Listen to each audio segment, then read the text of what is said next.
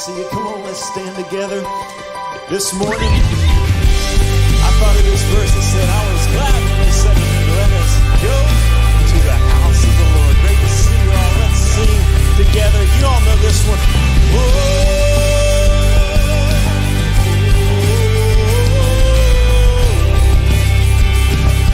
He's coming on the clouds. He's coming on the clouds. Kings and kingdoms will bow down.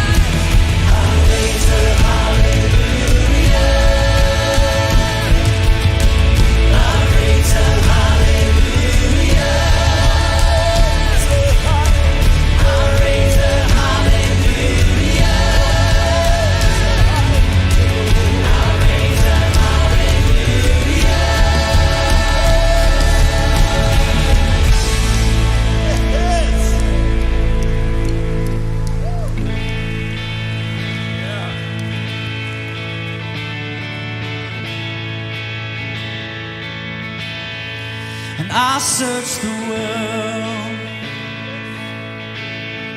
but it couldn't fill me.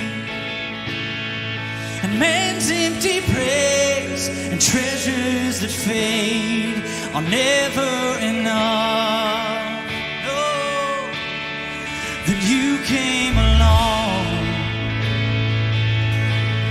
and you put me back together. Now every desire is now satisfied here in your love, yeah. Oh, there's nothing better than you. There's nothing better than you, Lord. There's nothing, and nothing is better than you, yeah.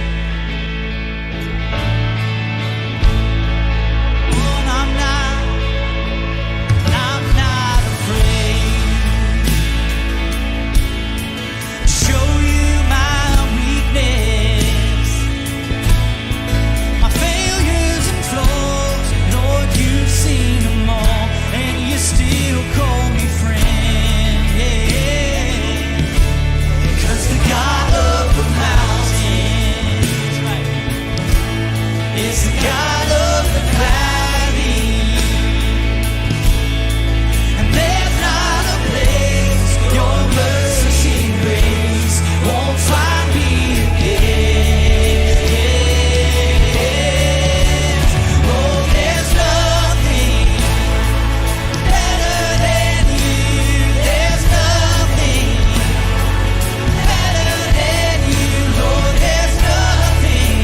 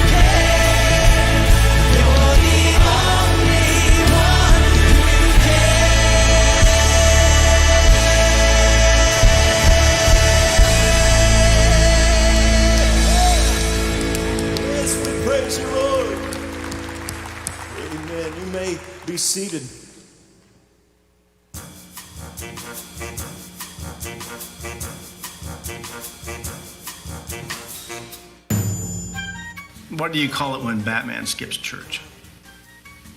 I'm not sure. Christian Bale. That's all right. What is Forrest Gump's password? I don't know. 1 Forrest 1. What did the guy say when he discovered someone stole his copy of Microsoft Office? I will find you. You have my word.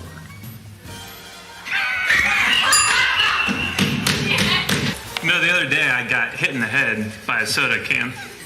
It didn't hurt that much. It was a soft drink. I was laughing at the beginning. What musical instrument is found in the bathroom? What? A tuba toothpaste. That's so dumb. You know what type of noise a witch's broom makes? No, what kind? Broom, broom! What did the three-legged dog say when he walked into the bar? I don't know. I'm looking for the man that shot my paw.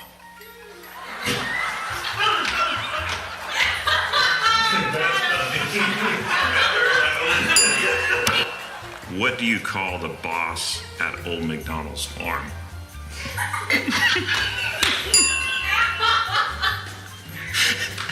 The CIEIO.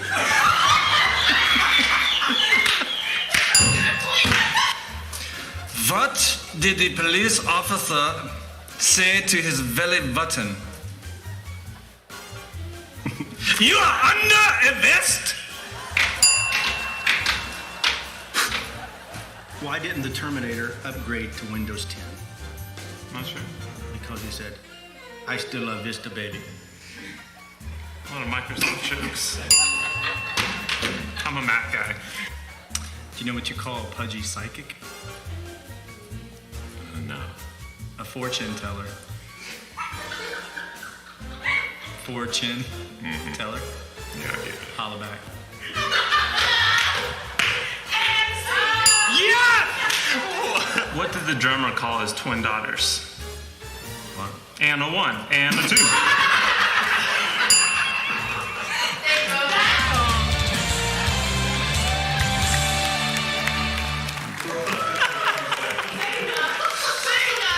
Timestamp. Of course, Matthew Angel, in his very first Father's Day as a dad, wins the dad joke duel.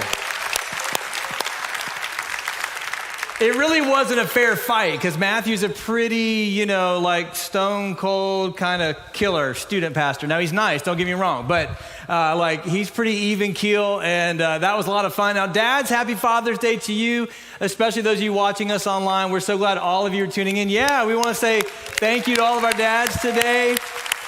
Happy Father's Day to you. I do want to say, if any of you were listening to those jokes and you're like, that's good, you need to seek help immediately, all right?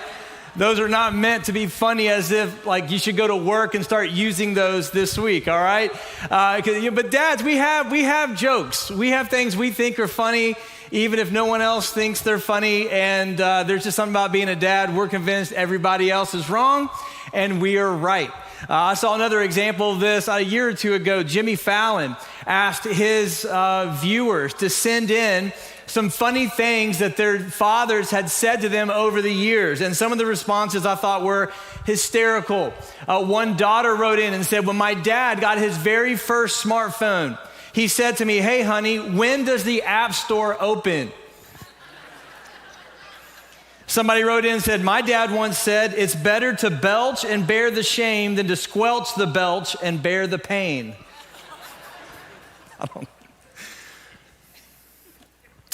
Somebody wrote in, said, when my husband asked my dad for permission to marry me, my dad said to him, maybe you should give it a couple of years and see if you still like her.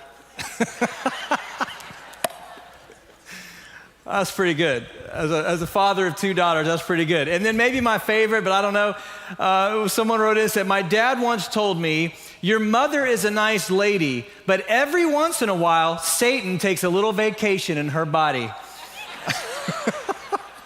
Now, I do not endorse that statement. That's not even funny. Dads, we have the joy and the privilege of having incredible influence in the lives of our families. That brings the right to have a few bad jokes here and there. But without question, it's a day of celebration, and we're privileged to be a part of that here at Bell Shoals. And as we move to a time where we're looking at God's Word together, I just want to bring a word of encouragement, of really a study in the Scriptures that's blessed my life and really encouraged me over the years as a husband and a father, and that I'm hopeful will encourage you as well. Actually, all of you that are in the room today and watching us online, a word that I think will be an encouragement to you. You know, sometimes in the church, I've noticed over the years, it seems like we celebrate moms on Mother's Day, but then we give dads a hard time on Father's Day. You know, like Mother's Day is a day to celebrate mom, and Father's Day is a day to beat up dad and tell him how much better he should be, kind of thing. And that's not my goal today, of course. I want to share something that I think's been inspirational, that I know has been inspirational to me, and that I think will be inspirational to you, really all of you, because when we look back at the Scriptures, we see a number of incredible heroes, don't we? Like, we see some amazing men and women of faith, and there's actually a statement about one of these heroes of the faith that, again, has just been an ongoing encouragement and challenge to me in a very positive way. I want to show it to you on the screens here. It comes from Acts chapter 13 and verse 22. It's when the Apostle Paul is talking about King David. In fact, Paul's moving through like some of the history of Israel, okay? And he gets to David, and then Paul says this. It may seem like an ancillary kind of comment, but then I just want you to see, though, how profound it is. Here's what Paul says. He said, now, after removing King Saul, God raised up David as their king and testified about him. Now, check this out. This is God testifying about David. This isn't Paul. This isn't somebody else. No, this is God testifying of David. Check this out. I have found David, the son of Jesse, to be a man after my own heart who will carry out all of my will. Man, isn't that a good word? That encourages me as a husband and a father. That blesses me. And that gives me a goal. To be the kind of man, to be the kind of Christ follower, to be the kind of husband and father that said of me, here is a man following after the heart of God. That's a beautiful statement. We're in a teaching series called We Are, and today I want us to focus just for a few moments on the fact that we are faithful followers. Faithful followers. That's really something for every Christ follower today that should be true of. You know, that we're faithfully following after the Lord. And David is a man, when you look back at his life, God himself, taking inventory of all of that, said, here's a man after my own heart who will do all of my will. A faithful follower. And if you're thinking for a moment this morning about the life of David, though, you might say, wait a minute. David made some huge mistakes. Like, David made some incredible errors. He had some significant lapses of judgment. Like, wait a minute, you're telling me that King David is a man after God's own heart? That it was David whom God said, a man after my own heart? Yes, for this simple reason. Here's a great word of encouragement. When God takes inventory of our lives, he doesn't just focus on the parts, he looks at the whole. All of us make mistakes. All of us have failures. All of us have said things we regret or done things that we wish we could take back. But you know what? When we look at the whole of our lives, there should be a pattern of faithfully following. Not perfectly following. Do you understand the difference? Faithfully following. And that was true of David. No, David wasn't perfect, and David had some incredible sins and failures. But yet, as we look at the whole of his life, what do we find? A man who is faithfully following after God. That's an amazing statement. Now I want to break down briefly today why that was true. Again, this has so encouraged me over the years. I hope it's going to encourage you. Let me give you 4 quick reasons why I believe God said of David that he was a man after God's own heart. I encourage you to take these down. Put these in your smartphone. You don't have to go to the App Store, all right, to do that. Just go to your notes or send yourself an email. Let me just give you 4 reasons I believe that God said these words of David. This is kind of a historical approach on the life of David, all right? First of all, take note of this. David loved the Lord. Like with all of his heart, like David loved the Lord. And there are so many examples of this that I could give. Let me just give you 3 from the Psalms, all right? Psalm 5, listen to what David said here. Give ear to my words, O Lord, and consider my groaning. Give attention to the sound of my cry, my King and my God. For to you do I pray. O Lord, in the morning you hear my voice. In the morning I prepare a sacrifice for you, and then I watch. Psalm 25, he says, make me to know your ways, O Lord, and teach me your paths. Lead me in your truth and teach me, for you are the God of my salvation. For you I wait all the day long. And then finally, Psalm 42, David said, as the deer pants for flowing streams, so pants my soul for you, O God. My soul thirsts for God, for the living God. When shall I come and appear before my God? You get a glimpse here, and man, we could look at really the entirety of the Psalms that David penned. And you see, David was a man who loved the Lord. Like he just didn't classify himself as religious or moral or something. No, listen, David had a personal relationship with God that propelled his life. David loved the Lord. And that's such a great encouragement to us. As we seek to be faithful followers, all of us, it begins with a personal relationship with God through the work of Jesus Christ. And that relationship is one where we have a Father that we know, that loves us, that forgives us, that leads us, and that's a Father that we love with all of our heart, soul, mind, and strength. What was true of David? He wasn't just like a great warrior. He wasn't just a great leader. No, listen, David as a person was a man who loved the Lord. What an encouragement. Secondly, David was a man who grew in faith. He loved the Lord and he grew in faith. Now listen, this is a key principle of the Christian life that all of us need to understand. Listen, God doesn't save you one day and then perfect you the next. It would be nice if he would. It doesn't work that way. I've told you this before. Let me remind you of this very profound principle that God will never work in your life so as to remove the need for faith. You're never going to arrive at a point in your life when it's like, okay, I don't have to have faith anymore. I don't have to trust God anymore. I don't have to cling to him, depend upon him. I don't have to wrestle with my own weakness, my own ineptness. No, God's never going to get you to a point in your life when you don't need faith. And that means challenges and hardships, and that means times of testing. Listen, God's developing in all of his children a greater faith to follow. And that was true of David. Listen, David didn't just start out as some young man on fire for God, and then the next day, like he had arrived, he was this perfect figure of faith. It didn't happen that way. You know how God grew David's faith? Day by day by day, week by week by week, challenge by challenge by challenge, trial by trial by trial. Let me prove it to you. Remember when David stood before Goliath? Yes, you remember that? You say, wow, what faith for David to stand before Goliath. That's not a faith, listen to me, that happened overnight.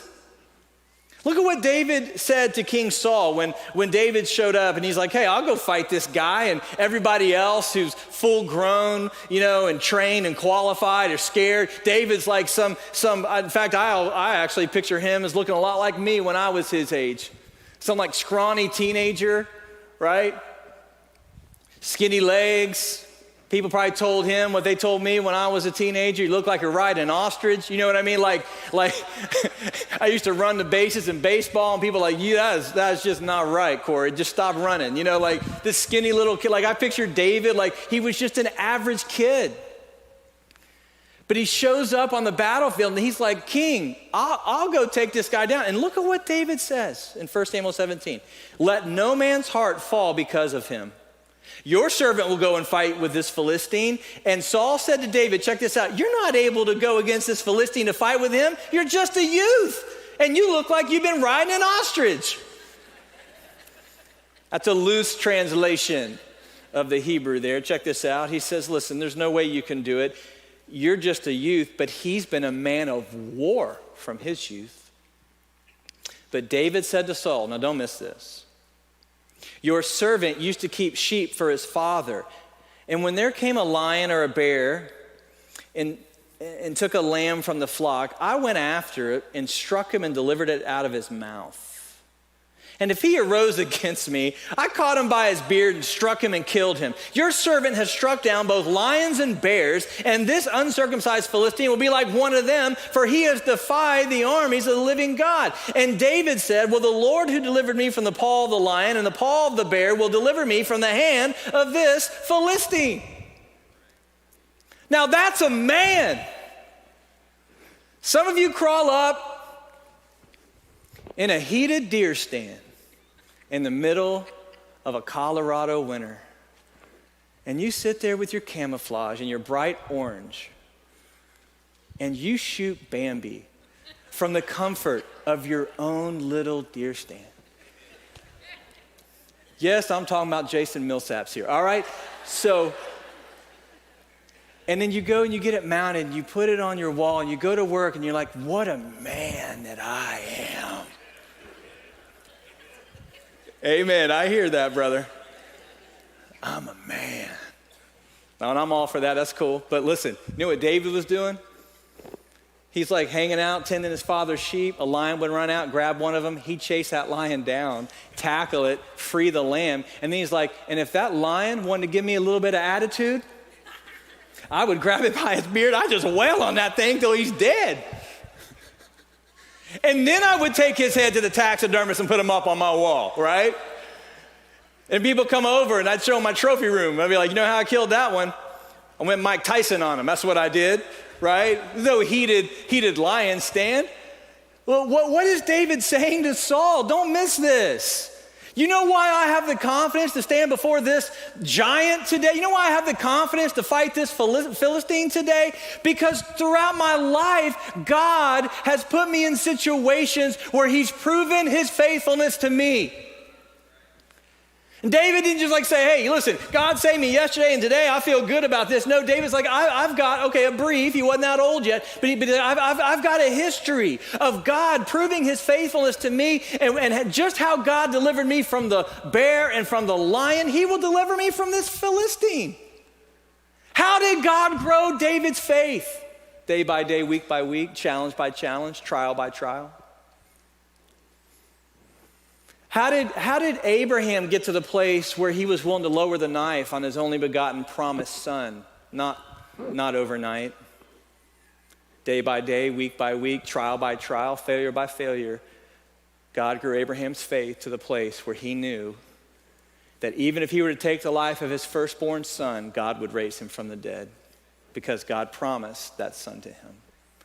And that's why Abraham, if you remember when he went to sacrifice Isaac, he told his servants, you all stay here and we will return. You say, how did he get to that place of faith? Not overnight. Through failure, through life lessons, through circumstances that God had ordained and orchestrated to grow him. Do you see you see how David got to be a man for God's own heart? He wasn't born that way. No. David loved the Lord first and foremost. He loved the Lord with all of his heart. And the Lord grew his faith day by day, week by week, month by month, year by year. Listen to me very carefully. Let me say it again. Dads especially, listen to me. God is never going to work in your life and mine in such a way that he removes the need for faith. And it's hey, you know what? Sometimes we mess up. Sometimes we fail. Sometimes we get it wrong. Sometimes we face challenges and obstacles that we don't fully understand. What is God doing? He's working. He's building our faith. He's leading us to trust in him more. He's causing us to lean more heavily into his grace and provision. Listen, how does God work to bring us to a place where we're faithful followers? Well, he cultivates a love for him. We have to pursue that. And then we have to grow in faith and continue to trust the Lord with all that we have and all that we are. Third, write this down, check this out. What else made David a man for God's own heart? Well, he repented of sin. Man, David repented of his sin. Well, I've already mentioned, he was a failure in many respects. Man, David made some huge mistakes. Say, how could somebody be a man for God's own heart with the type of mistakes that David made? Let me tell you why. Because when David was confronted with the horror and the reality of his sin, he didn't buck up in pride. He bowed his knee in humility. And that's the mark of a true man who loves the Lord and is following after the Lord in faith. Listen, when we mess up, when we fail, when we sin, and we are confronted by maybe someone that loves us enough to say something to us, or maybe by the provocation of the Holy Spirit, we don't fight that. We don't rise up in arrogance and anger. No, we receive the conviction of the Spirit and we own our sin. That's a mark of godly maturity. Can you just imagine for a moment in our culture, in our world, how profound it would be if people would just own their sin. Don't blame anybody else. Don't make excuses. You know what? When you mess up, just own it. That's why I believe two of the most important words in the English language are I'm sorry. Some of you English teachers are like, well, technically that's 3 words. I know. I'm sorry. You know what stood out about David's life that, again, it encourages me? God said, here's a man from my own heart. He loved the Lord with all of his heart, no doubt. He grew in his faith over the entire course of his life. But then you know what? When he messed up and he was confronted, he owned it. Classic example of this is after his sin with Bathsheba. That was a horrible set of circumstances. Listen to me, all David's fault. It led to the death of Uriah. This is horrible. And Nathan, a prophet, was sent by the Lord to David at the risk of his own life. Let me show you what happened. Let me remind you what happened there, 2 Samuel 12. So the Lord sent Nathan to David, and when he arrived, he said to him, check this out, he's wise here. He doesn't just say, hey, David, you're an idiot. He says, all right, David, let me tell you about something that's going on. He paints a picture for him. He said there were 2 men in a certain city, one rich and the other poor, and the rich man had a very large flocks and herds, but the poor man had nothing except one little lamb that he had bought. Of course, he's talking about Uriah's wife here. This guy's a soldier in your army, David. He didn't have anything but his wife, his beautiful wife. That's that's his everything. And carrying on this analogy, Nathan says he raised this little lamb. She grew up with him and with his children. And from his meager food she would eat, from his cup she would drink, and his arms she would sleep. She was like a daughter to him. And now a traveler came to the rich man, but the rich man could not bring himself to take one of his own sheep or cattle to prepare for the traveler who had come to him. Instead, he took the poor man's lamb and prepared it for his guest. And David was infuriated with the man and said to Nathan, as the Lord lives, the man who did this deserves to die, because he has done this thing and shown no pity, and he must pay 4 lambs for that one lamb. And Nathan said, David, you are that man. You have everything, David. You lack for nothing. And you have taken everything from this one man, even his own life. And as you read on in the Old Testament, what do you find? David received this rebuke. I can tell you that there are many men throughout the history of the world that would not have received this rebuke. And David repented of his sin. He became broken before the Lord, and he penned one of the most beautiful psalms, Psalm 51, in response to his sin. Here's what he says in a little bit of that psalm. For I know my transgressions, and my sin is ever before me. Against you, O Lord, and you only have I sinned and done what is evil in your sight, so that you may be justified in your words and blameless in your judgment. Let me say it again. 2 of the most important words you'll ever say are, I'm sorry. I can just tell you as a husband, I've had to say those words twice in 21 years of marriage. What? I can tell you as a father, I've had to say those words. I can tell you as a pastor, I've had to say those words. And none of us are perfect. David wasn't perfect. Abraham wasn't perfect. Moses wasn't perfect. Paul wasn't perfect. Peter wasn't perfect. But you look at the course of David's life, and here is God saying of him, here's a man after my own heart. Why? He loved the Lord, he grew in faith, and then he repented of his sin. And all of us struggle at times with sin. And as the Spirit brings conviction, or maybe someone brings a word of conviction or a word of confrontation, I'm telling you, it honors the Lord when we humble ourselves and tell the Lord, Lord, Father, I repent, I have sinned, I ask for your cleansing, and we tell others that we have hurt or offended or wounded, I am sorry, will you forgive me? And that honors the Lord. I remember one time, I went to see the dentist, and I went into the lobby, and in the lobby was a huge plate of chocolate chip cookies. Do any of you have dentists who do this? And I remember, I told one of the people there, I'm like, no, I'm not falling for this. No, I floss my teeth twice a year, okay? And I just flossed before I came in for my cleaning, right? No, I'm not about to put a bunch of chocolate chips in between my teeth. No. And you know what one of the people working there said to me? She said, oh no, this is a perfect place for you to eat chocolate chip cookies. We're getting ready to clean your teeth. Like, no, actually, this is perfect. Eat all you want. That's why we've got them here.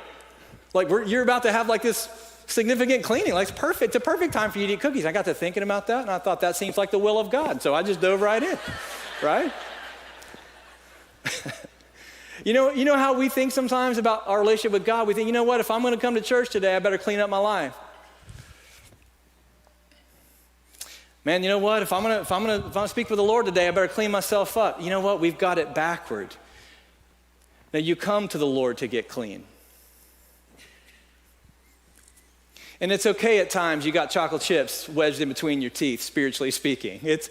You know what, you mess up. Maybe you've got something you're wrestling with in your life that you know has got a grip on your heart. And confess it to the Lord.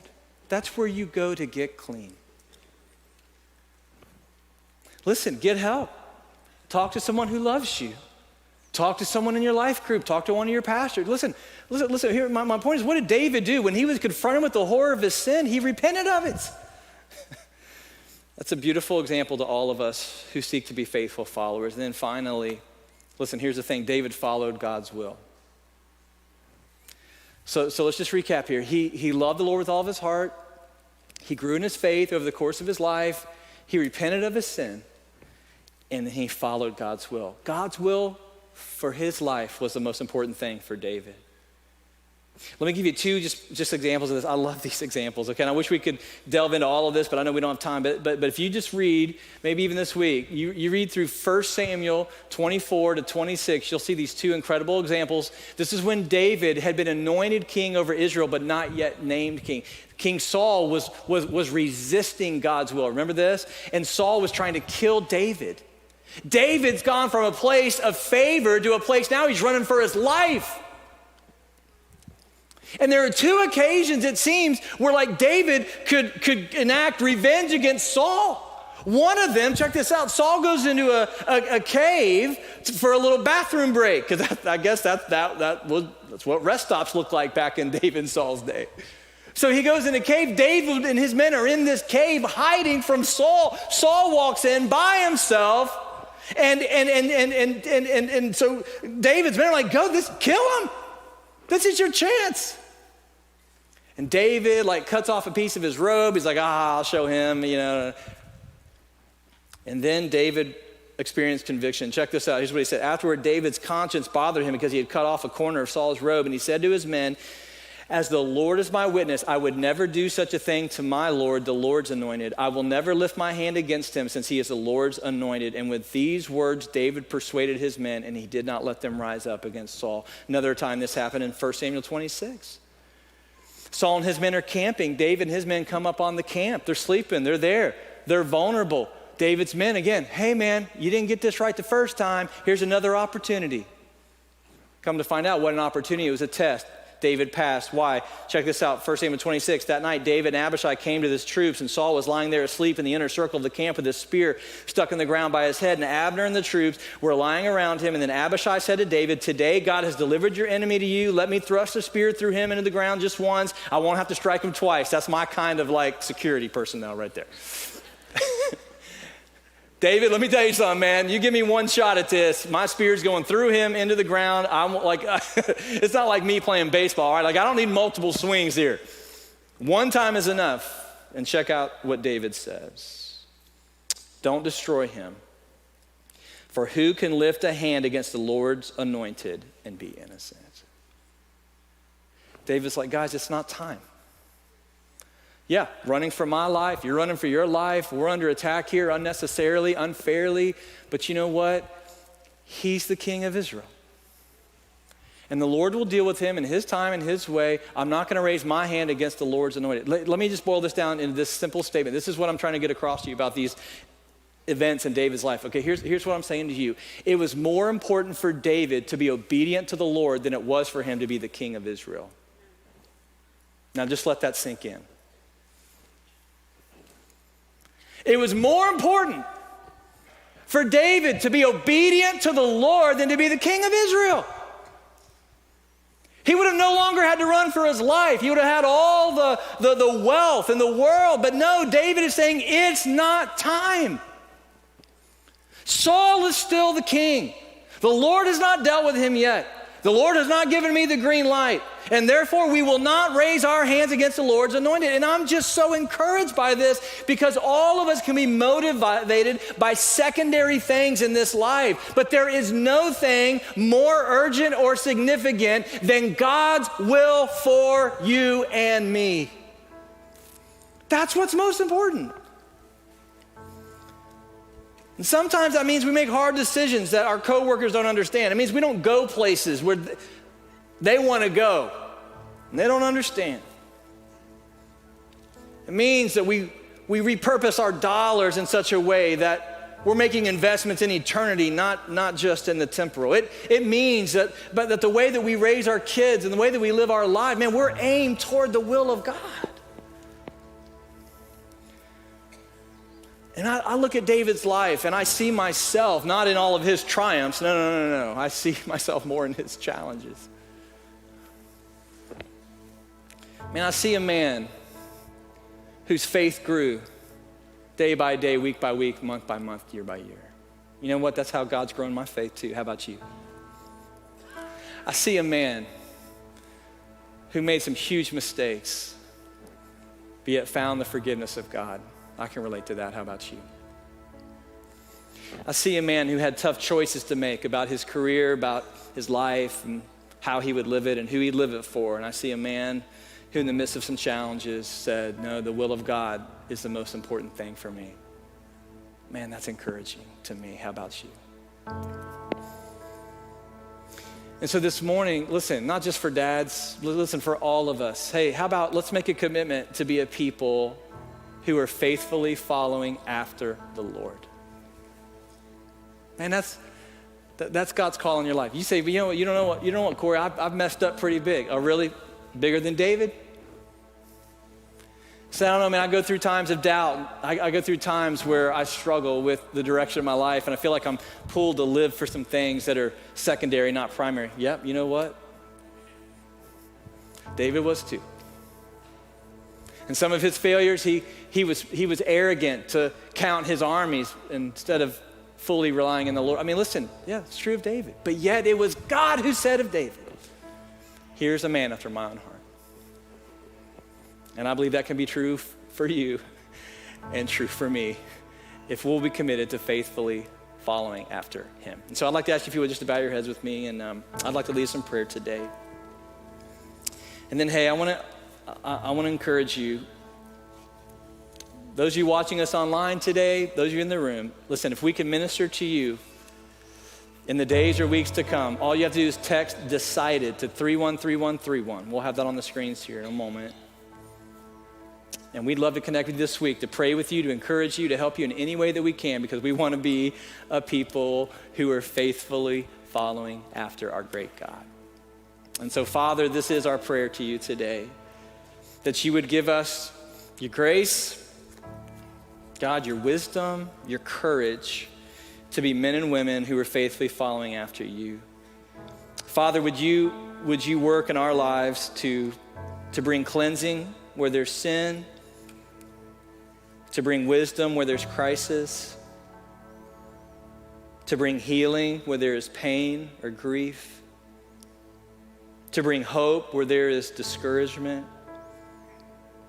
to bring joy where there is challenge. God, we look to you today, just as David did, just as Moses did, just as Abraham did, and so many others. God, we look to you today, not in our perfection, but yours.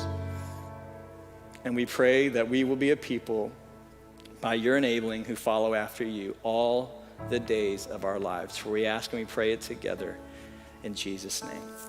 Amen. Amen. All right, let's stand together. Hey, let's sing one more time this beautiful song, Graves to Gardens, and let's declare together that there is no one or nothing more powerful or able than our great God. Let's sing together.